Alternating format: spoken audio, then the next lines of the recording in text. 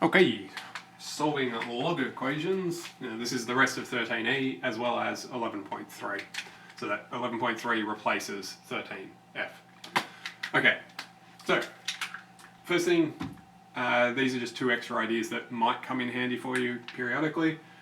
Change of base, so this is if I've got log in base b of something and I don't want it in base b, I want it in something else for whatever reason. I can change that to whatever base I want, some base c. So commonly, here's an example for it, commonly you want to change things into log base 10 just because on scientific calculators it's got log base 10 but no other bases. So if I've got log base 2 of 8 and I want to know what that is because for some reason I've forgotten that it's 3, I can go, okay, log base 10 of whatever's there, log base 10 of whatever's there, and then simplify back to 3. Brilliant. Okay, well, other thing, well, sometimes you'll have a base to the power of a log. If the bases are the same, then it simplifies down to whatever this is. So, easiest way to understand this, if I think log base 2 of 8, I know that that's 3, but let's think about for a second what that log means. That means 2 to the power of something is 8. This is the something. 2 to the power of something, well, this told me already, that has to be 8, so therefore it has to be 8. And then that's the more general version, obviously. Okay, so those are just some extra things that might come in handy periodically. So, there you go. Cool, let's start solving some equations. Alright, log base 2 of x is 5, 2 to the power of 5 is x then, right? We can just flip around what the log means. So 2 to the 5 is x. Great, well this thing, hopefully we know by now, is 32. We're done. Great, alright. This thing, well it's a bit more chunky, but it's still the same idea. I can just change this back into exponentials. 3 to the 5 equals 4 minus 6. Cool, 3 to the 5, hopefully we know, is 243. And if you don't, you can just multiply it out until you get there. Cool, alright, now we're just back into basic algebra. So 244 equals 4x. 5 by 4 gives me 61. Now at this point, it's not so obvious if that's going to be the end of everything or not. So we'll have to put it in and check. And at this stage, those numbers are getting pretty big. So I'll use calculator to double check my own stupidity. So what have we got? Logs base 3 of 4 times 61 we got, minus 1. Bang, gives me 5, great, now I'm happy. If we don't have the CAS, then you're going to have to use this guy and then use the base change in order to flip this around. So we'd have to change it into base 10 in order to check it. But we know that's good now, so that's all great. Okay, what about something with a bit more pieces to it? Alright, well, the common error that people will make at this stage is go, oh, it's log base 2 of everything, so I'll just divide everything by log base 2. No good. Log base 2 is not a number, it's a function.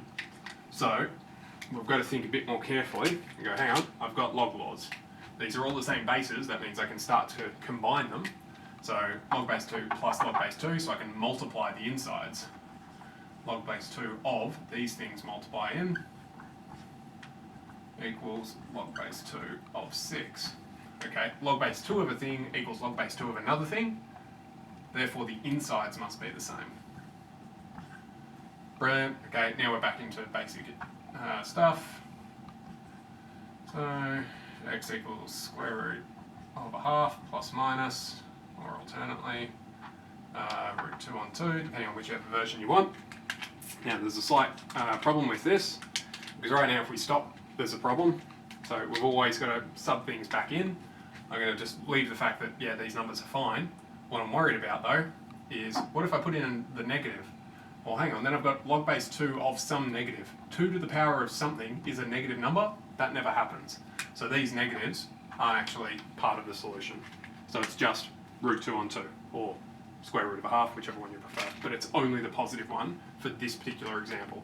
Be careful, because sometimes it'll be the negative, not the positive, and other times it'll be both. And sometimes it can be neither. Sometimes they just don't have solutions in the reals. Cool. Well, what about this thing? Well, this is a little bit more fiddly because, hang on, nothing seems to really match up. Okay? Whenever you're faced with something like this, you have to be thinking a little bit more carefully. So, what do I want to do? I need an exponential plus or minus another exponential equals a constant. Whenever you get these sorts of things, I would highly recommend see if you can switch everything into the same base. Now this is just a pure number. I don't care about him. I care about these powers. Okay, so that's 2 to the 6x, and this is 2 to the 3x plus 1 still. Okay, fine. Next thing is, well, 6x here, 3x here. This is looking familiar from last time. This is looking like 2 to the 3x, all to the 2, minus, now here I only want the 2 to the 3x here. That's the only part I want. Alright, how can I get rid of this? Well, I can use my index laws and go, well, that's the same as 2 to the 1 out here, which would be a 2. And I'm still equaling 12. Okay, great. Well, let's switch out now into red, why not? I can now replace this, so let A equal this annoyance, Okay, so I've got A squared minus 2 lots of A, minus 12 equals 0, so that we're in the right format. We're in a quadratic formula. Quadratic form rather. Cool. So we get A, what do we get? Minus, I wanted to change that 12, I forgot. Doesn't matter. We can do it that other way as well, but that's not going to help me. No, I wanted to change that 12, I forgot. So, what did I actually want? That should have been 15 now. Sorry about that. So these are all going to be 15s. That's what happens when you change your mind about something and then forget to actually do it when you get distracted. There we go. That's now 15. This is just so that some of the numbers end up the way that I want them to. Okay, anyway. So we've got minus 5 and plus 3 equals 0.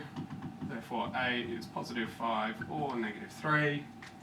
Great. Well, hang on. We're not after A, we're after x's. So, switching them around, that means 2 to the 3x equals 5, or 2 to the 3x equals negative 3. Okay, well this is not nice because 2 to the something is 5, we don't know what that is, but we can use logs to express it. So log base 2 of 5 equals 3x. Well, I want x by itself, so 1/3 of log base 2 of 5 equals x. Great. If you wanted, you could write that as the cubic root of 5. Either of those, totally fine. This one's not quite finished because you haven't isolated that x. If we go back to here, well, hang on, 2 to the power of something is a negative. Well, that can't happen, so that's not applicable to what we're doing, so it's only this one solution that happens to work. For this guy, again, we should chuck it in to make sure that it works, but I'm happy that that's going to work for that. Cool, so that's 13E, the rest of it, and 11.3, which replaces 13F. Now, a lot of this stuff will be nice and easy, but every so often you'll come up against ones where it's not obvious which way to go. 9 times out of 10, if that happens, you've probably got a quadratic formula thing because there's only so many tricks that they can pull on you in methods. So look around for something that's in common and try to get it all in the same base. Cool. The only other thing to worry about is where you've got all the same logs and you cancel them all. Don't do that. Heaps of people fall for that. Please don't. Try to make sure everything on one side is one log, everything on the other side is the other log, and if they've both got the same base, then you can cross cancel. Cool. Email me if you get stuck. Otherwise, cheerio.